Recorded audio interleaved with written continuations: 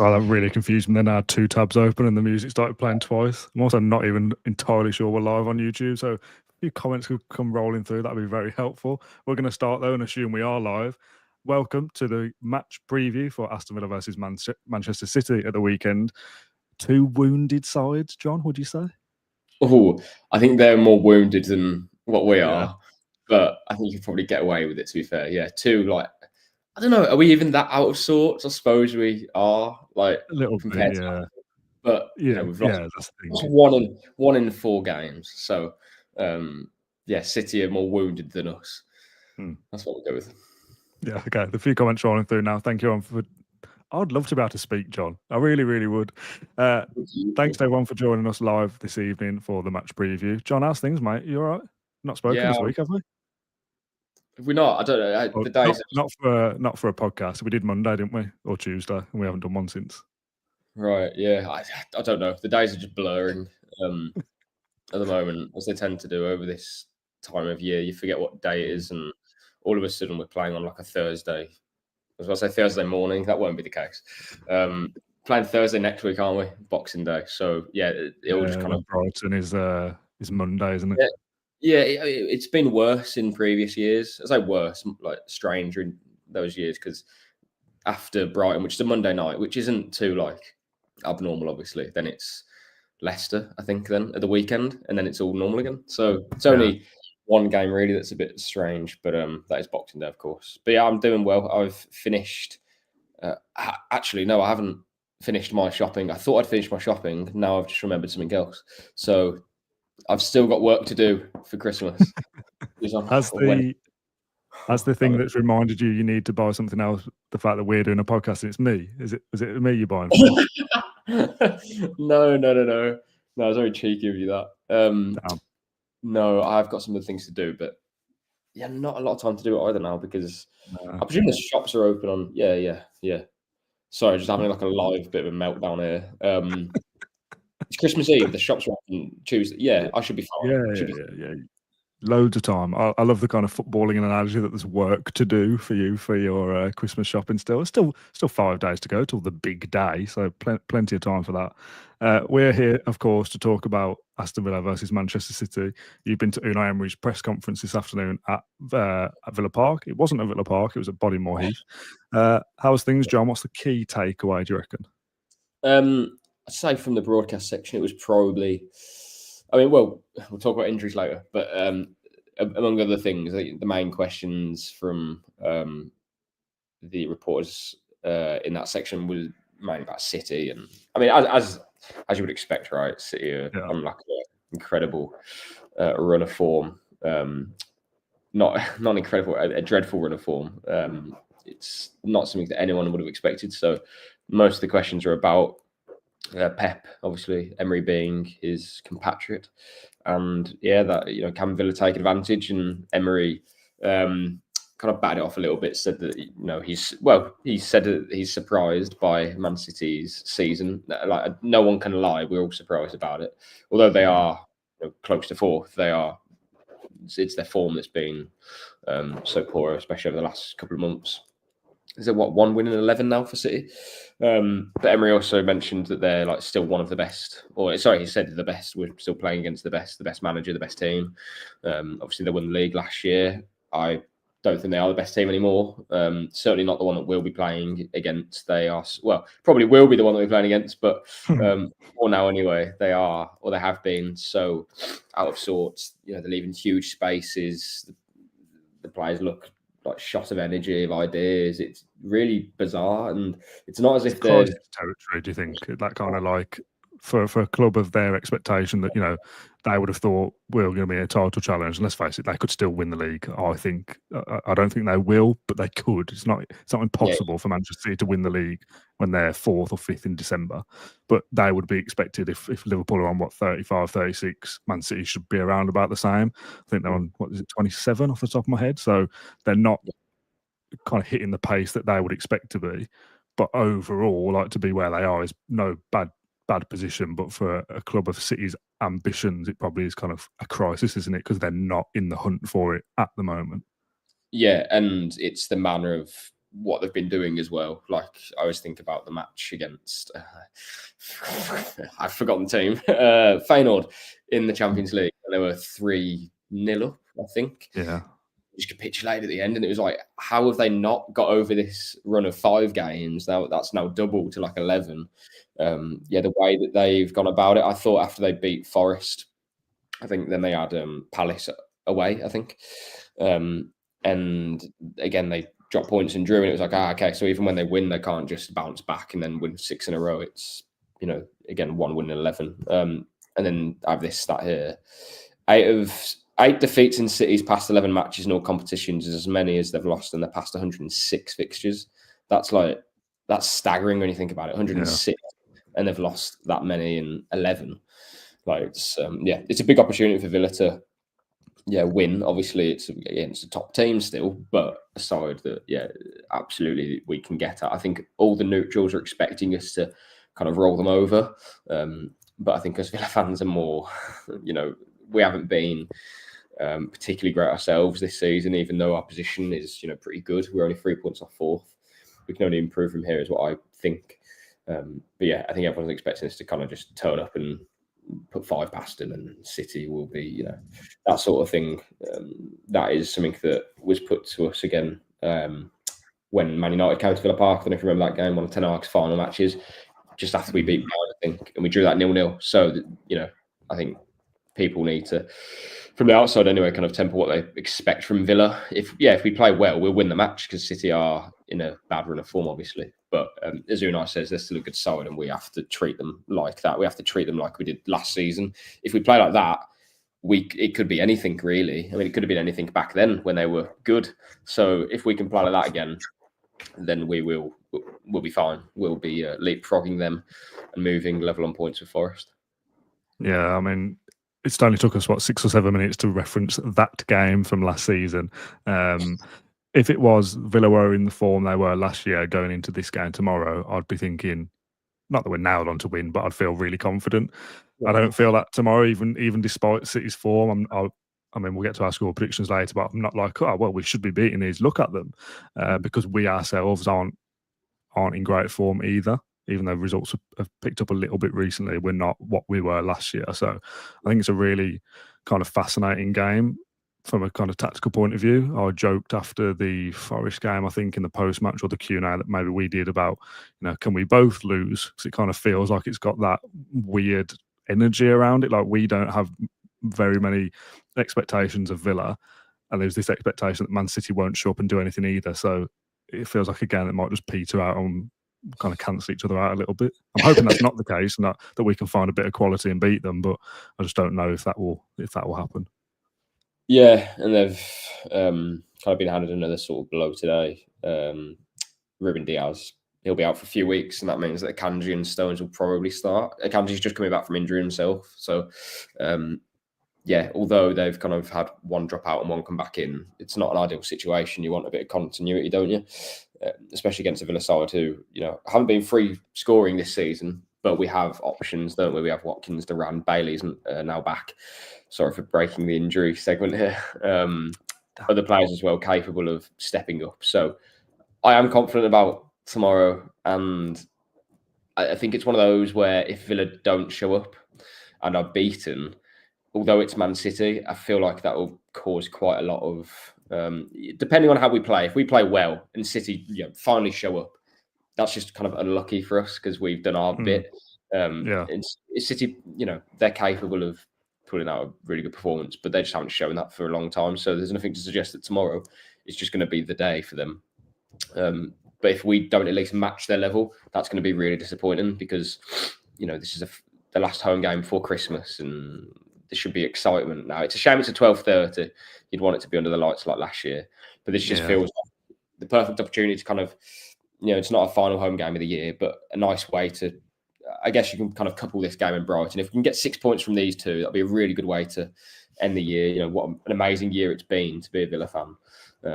But you kind of almost on the edge of where if we don't get 6 points, if we don't get 4 points, shall I say, or we lose tomorrow or something like that, it feels a bit negative again. So I think we're on the very fine line at the moment of being, quite. I don't know. I'm rarely trying to be quite overreactionary with different things, but I do think that could be the case if we win or lose. If we win, it's the case of this is going to happen, but then if we lose, it won't happen. So yeah, I did a piece earlier in the week, to be honest, just saying. I don't think there's. Oh, we did a podcast on it, so I don't need to really bring it up. Of course, I'm completely lost this week. I did have a few days off, so yeah, as I said, it's all staggered.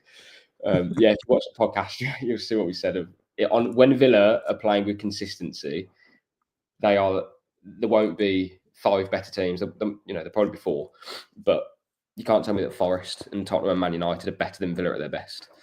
There's no evidence to suggest that whatsoever. Villa, 4th best team last year, 4th under Emery in general. Tottenham have always struggled for consistency. Man United have just been pretty dreadful. And Forest were scrapping against relegation last year. And I know at the moment, if you look at the table, different things, you can observe different things. And then after this weekend, that might be the same. After this month, that might be the same thing about Villa at 9th. And they're 4 points, 5 points off 4th or 5th, or however you want to look at it. But I just feel like if we can kind of get our act together sooner rather than later, I feel like we'll be fine this season and we can finish 5th, and that would be fantastic. Like we're very close to the perfect scenario with 3 points off 4th. So as I went through before, that's Ross Barkley not making that foul against Bournemouth and Cash being awarded a foul in the 93rd minute against Forest. That's how close we are from being in what everyone would suggest would be dreamland almost for this stage of the campaign. You can look at the points of how many points we had compared to this point in last season, but for me, that I wouldn't do that because not because it doesn't read particularly well, but also I just don't think it's what that isn't this season. This season, Villa are close to being 4th, and that's all that matters. There's always going to be a drop-off in level, but also I think the level of other teams has also increased, which means that the table's just going to squeeze, especially in the middle. As we've seen, Fulham, Bournemouth, Brighton, all those teams have improved. So, yeah, it's about time that Villa can kind of, put themselves in a position where they're ahead of those teams going into the month of February, that sort of thing. And then you have 3 months then to kind of knuckle down in the Champions League, get some consistency in the league, and give yourself a fighting chance of finishing top 6, top 5, which will probably be the Champions League. And if you missed our podcast on Monday or Tuesday, that was basically a clip from it because we've been through that before. I was waiting to jump in at one point again. John, we've heard all this, mate. We've heard it all. I wanted yeah. Shout out to a couple of people in the comments for confirming we are live. Evening to PJ, Holly, Harry, Vinyl Horror says up the Villa from Eastern North Carolina. That's fancy. Tom and Adam as well. Timothy says, John, my daughter met you leaving from the Juventus game and you promised her a shout out. Tut tut.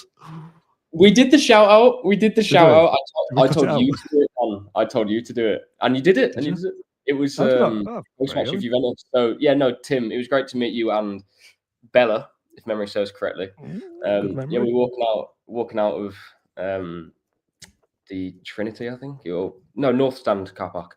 And I messaged you straight away. I was like, give them a shout out. So yeah, Tim, if you wanna go back to the post-match Juventus, I presume it's at the end of there somewhere. But I can't even remember doing it, so that bodes well, doesn't it? It was great.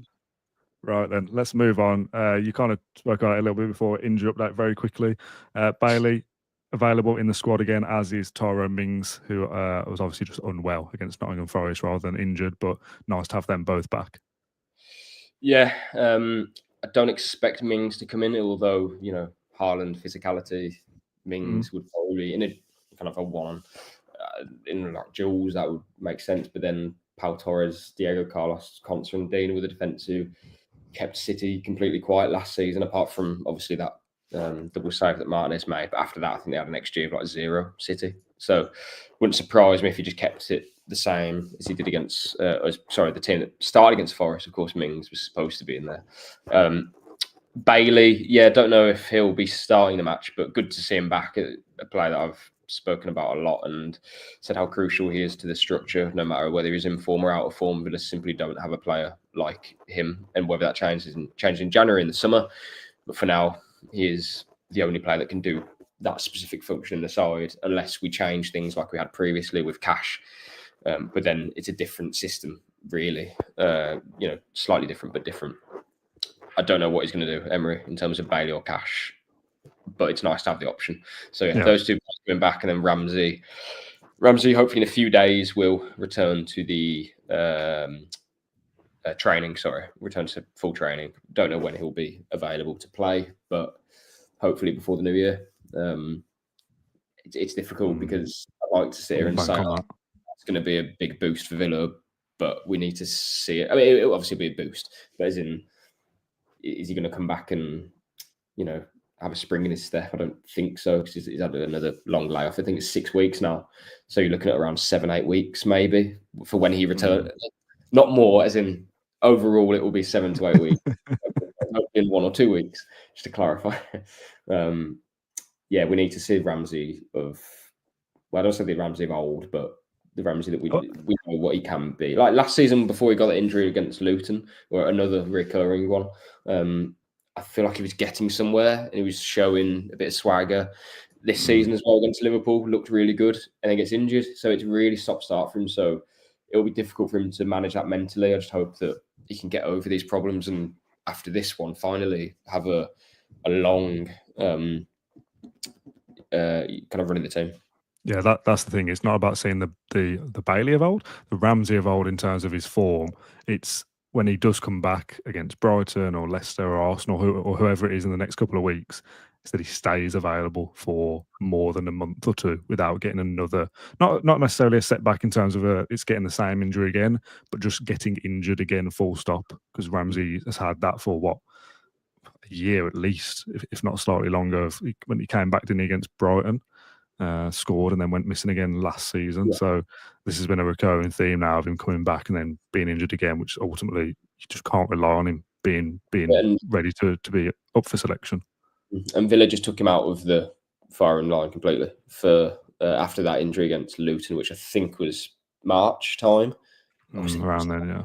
April, maybe it was April actually. March was probably too early. April, I think.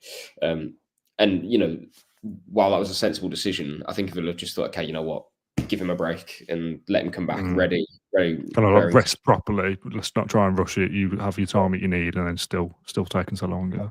Start of pre-season, be ready, and he was in America. So it's a shame, and Villa, because of those previous decisions, especially that one, basically to end his season, that probably says everything about what they're going to do now and not rush him back. Obviously, it's a hamstring injury, not a foot injury like he's had before. I think that would be the only kind of hope that I have, that a hamstring injury that can happen, can't it? But the recurring injuries that he had last season, they were recurring, therefore he wasn't ready, or they wasn't completely healed, or I don't know exactly what happened. Maybe he was just very unlucky. I'm not too sure. Like if he came back from the hamstring injury and was out for a spell because he broke his nose or something, you'd be like, well, there's nothing really you can really do about that. Like it's a silly accident that can happen. If it's that he comes back too soon and his hamstring goes again, that'll be a bit like, okay, now we're seeing a bit of trouble. Yeah. So we'll make sure, hopefully anyway, I'm sure they will, they'll make sure it is ready to go with no possible injury issues. But we know what it's like with some players. They pick up, injuries every other month, and that's when it does get frustrating. So, we're giving him the kind of benefit of the doubt sort of thing. I mean, he obviously doesn't wish these injuries on himself, but we need him to be ready, because this is a player who could be, valued, or is valued at £60 million, something along those lines, and can increase his value as well. I don't want to just talk about values, but just in terms of how it's a good way of representing how good of a footballer you are. So, we know what level he can get to. We know what a good footballer he is and has been under Emery as well when he first came in. So it's really important now that he can, kick on, hopefully when he comes back. John, knowing the fiddler that you are, can I request that you not touch your laptop because it's making a little noise, like a scratching noise? Yeah, I'm guessing you're like tapping your laptop when you talk. Maybe. Can you fiddle with a little pen or something instead? Me. I'll set my hands. There we go. Okay, good. That'll do. Right, where were we? Bear with me, everybody who is watching live. I will cut this out for the audio listeners. Predicted 11 time, John. Let's try and put an 11 together. We just spoke about Bailey being available, as is Tyrone Mings, although you hinted maybe he doesn't play. Does he though? I mean, the Haaland thing is a thing, isn't it? The physicality. I know he obviously didn't play last season, but in the game can't remember where it was at Villa Park or the Etihad, but Villa lost. But Mings played pretty well against Haaland. I think it might have been the first time we played against Haaland. And it was all a bit like, oh, how's he going to do against Villa? And I think he scored. Maybe did he score against us? I genuinely can't remember that game. I can't remember. So I remember thinking because he basically scored against everybody, and I don't think we stopped him. But I think Mings gave him a good game and was close to stopping him. I might be totally misremembering. Obviously, we're just on our Christmas quiz, so you know how bad my memory is. Is it Villa Park? The one? I don't know. I'll Google it while I have a look. Would you play Mings though? I think I probably would, to be honest. Yeah. Would you? I would. Yeah, I think so. Just because I'm a bit wary of how poor we've been defensively, and all we can do at the moment is change personnel, and that is Mings coming in, who we know is a strong defender. So that at least appears like the only solution. I don't want to say the only solution is if it's like something that I don't really want to do. I think it would be a good solution as well. So yeah, I would do it, but what I mentioned earlier was I don't think Emery will, just because of the success we had last season with the back four that we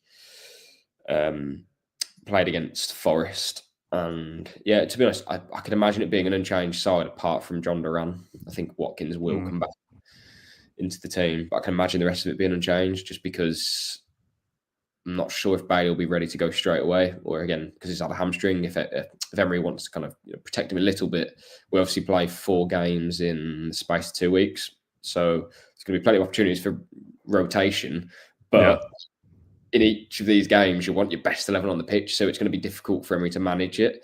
What I would say is that they'll all get a rest for the West Ham match, because that will be the one after Leicester. I'm not saying that's the right or wrong thing, but we know that changes will be made for the cup matches. So Emery will view this as like a little mini period now of 4 games, which players will suit certain matches, but ultimately we'll have one eye on the ones to follow, even if we all know that he's focusing on this game. But obviously, if he thinks Ross Barkley will play better against Leicester than Brighton, then he'll have to factor in Tielemans playing against Brighton. Do you know what I mean? I'm sure he'll be thinking about that as well, because he does have to be a bit negligent not to, I think. So, yeah, whatever he thinks will work for the City game, that's what we'll go with. But he has a few decisions to make, and I think, Watkins ahead of Duran is probably what he'll do. Yeah, okay. The game I was hopefully talking about, I mean, people will correct me in the comments if I'm wrong. We drew to Man City 1-1 in September 2022. Haaland scored for them to go ahead, and Bailey scored. Yeah. Remember the Coutinho goal in that game? There wasn't. No, I don't. Do you know, it was... I've got the Sky Sports highlights here in front of me, but I don't think I can skim through it quick enough to find it. Basically, I think he takes it off Diaz or something, and then bends it top corner, hits the bar, comes back down, and then it was either offside or there was a foul or something, and it was kind of like... I remember at the time thinking, like, there's nothing wrong with that goal, but no one really spoke about it, and it kind of robbed of a mad goal, but I'm not sure. I'm trying to skim the highlights now, and I can't find it, so let's just move on, shall we? It would have been one at the end, but people will remember what I'm talking about. I'm pretty certain that was in the City game. It was, it rings a bit of a bell. Bailey scores, didn't it? I think, again. Yeah. But my point for that was I'm pretty sure that was the first time we played against Haaland, and Mings gave him a decent game. So that means he starts tomorrow in my head. Yeah, I'm pretty sure it was the first time we played against Haaland. And then in the game of the Etihad, Chambers played, didn't he? And had a bit of a nightmare. Yeah, it was that game, wasn't it? Yeah. And then last season, away from home, we made a few changes, didn't we? I think. Just skimming through that highlights package then, and Steven Gerrard popped up clapping a chance that we had, and it made me feel a bit sick, to be honest. Right, shall we move on? It's quite a sour note, hasn't it? This podcast. What do you mean? I don't know. I'm just thinking about Steven Gerrard managing us, and I just feel a bit queasy about the whole thing. Right, let's do our score prediction to end this show. For Nottingham Forest, last time out, I went with a 1-0 win. You went with a 2-1 win. Obviously, that didn't go well for either of us, as per the theme of this year, really, with our predictions. None of them seem to go very well for either of us. You've got your phone to do yours. I have nicked a whiteboard from our podcast studio to stop wasting paper. So I'm going to write mine down. Okay. Are you ready, John? Yep. Okay, 3, 2, 1. Oh, okay, we've gone down the same lines here. Thought you were going to go with a win. Damn it. No, I've gone 1-1, the same as that famous game in 2022 that we've just been speaking about. A 2-2 for you, John. You like a 2-2, don't you? Do I? I mean, it's not really. It hasn't worked, has it? So, have we drawn 2 season? Ipswich? Is that it? Palace. Yeah. Yeah, Ipswich was 1-1. You picked. That's your 4th 2-2 prediction of the season. Well, it's because usually that would be against a good team, and we don't keep clean sheets, and you usually go with 1. So, can you remember the other 3 off the top of your head? Huh?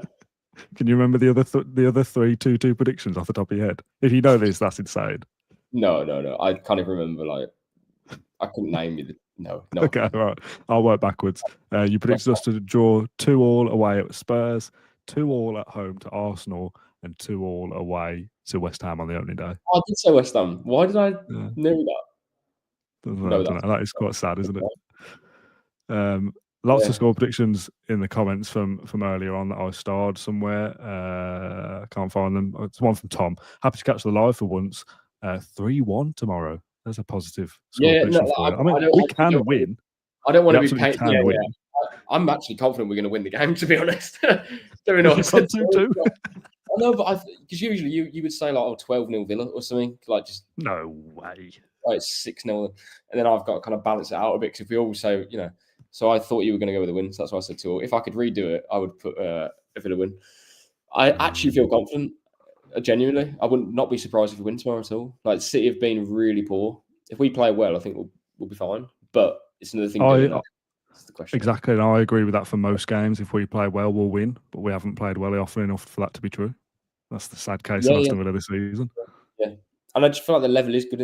Obviously, the level in the Premier League is very strong. And if we play well against Newcastle, we might not win. We might lose. Like the same goes for other teams. Like it's just that City are like actually pretty dreadful at the moment, even though they've got good players. So we have to treat them right. But I'm hoping that the players are kind of excited to kind of show everything that they've got because it's it's on TV. Most games are on worldwide TV anyway. But as in, if they play well, they know they can beat City, and that is a big result. However, City are playing. So that's my hope that's what they're feeling. Villa's home form as well, by the way, is actually really strong. Unbeaten in 7 games, and this could be, which threw me off a little bit. Didn't like the stat, but it's if Villa win against City, that'll be their 3rd successive home league win. We haven't done that since we won 15 in a row, which is mad, isn't it? When you think about it. That's a long time ago that we did that, like nearly a year ago now. It was obviously Newcastle Sheffield United that we blew it. Say about it. Well, it is a year ago actually. Sheffield United would have been. It was the game before Christmas, yeah. So we haven't won 3 home league games in a row. Because you would think, given Villa's form of winning that many in a row, when that does come to an end, or we'll go on another bit of a run at some point, like we'll win more than 3 in a row again in March or whatever, like for it to take another year to get to that. Season, that's. I mean, let's hope we can do it, but I'm not quite sure we will. Yeah, as I say, we're kind of showing signs that we're getting back in the groove a little bit at home. I think anyway, we're harder to beat, put it that way. I won't say too much, but yeah, we've only lost to Arsenal this season at home in the Champions League as well. You've got to factor that in. Played Juventus and Bayern Munich, so I'm liking kind of what I'm seeing there. It's just that we need to obviously turn draws into wins, as we did last season. We won so many games at home, and obviously the back end of last year as well. We know we can do it, so I'm not asking for 15 in a row, but 14 would be nice. Right, we're going to end it there, John. We've just hit the 30-minute mark. One final thing I wanted to end on. A lot of nice comments, actually, have gone along the lines of people saying, like, they love the podcast. Thanks for doing it, that kind of thing. Couple to shout out. Sam, love the podcast up the Villa from Canada. And Holly, who says, this podcast has kept me going these past few weeks, which is great to hear. What I think people will love, John, I don't want this to come across too arrogant, but I think it's really good, is this bad boy, the Aston Villa Christmas special That's the thumbnail, by the way. The Villa Social had 2 new members this week. Matt Kendrick and John Townley joined the 5 usual Villa Social lads for our Christmas special extravaganza. We filmed it a couple of weeks ago. I've edited it. I finished it yesterday. I posted a trailer for it yesterday as well, I think. The trailer went out. I can't put it in this video, but I'll put it in the post-match for Man City tomorrow. For those that are not on social media, you'll see a trailer tomorrow.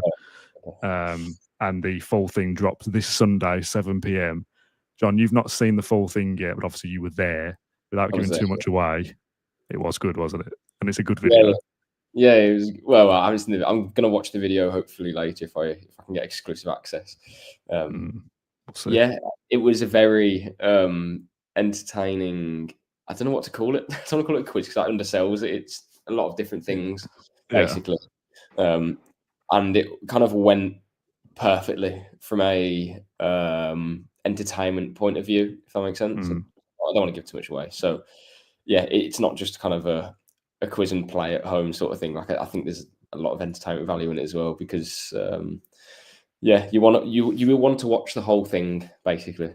Yeah, you're definitely going to want to stick around to the end. Don't get kind of carried away by score lines and things. You want to keep going for sure.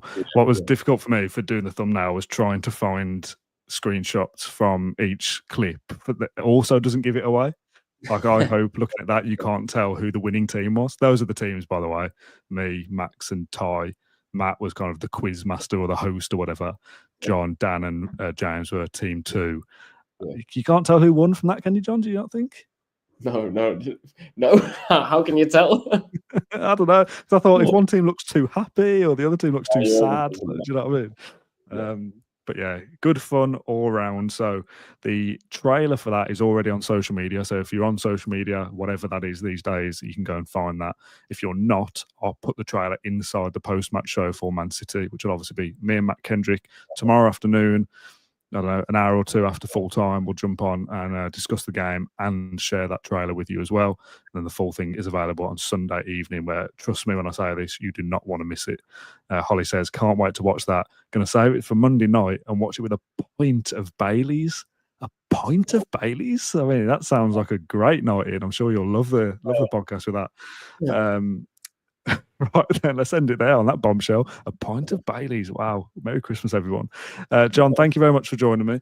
This is a match preview for the Man City game. Post-match will be tomorrow, Sunday Christmas special, and then we'll have a couple of days off where we'll be back on Boxing Day with the Newcastle post-match. So plenty of time to catch up. Newcastle and Boxing Day. Yeah. I don't envy you for that at all. So if you can't catch the Christmas special on Sunday, you've got a few days to mull over it with some mulled wine, maybe. There we go. Nice little segue. God. Well, let's end this.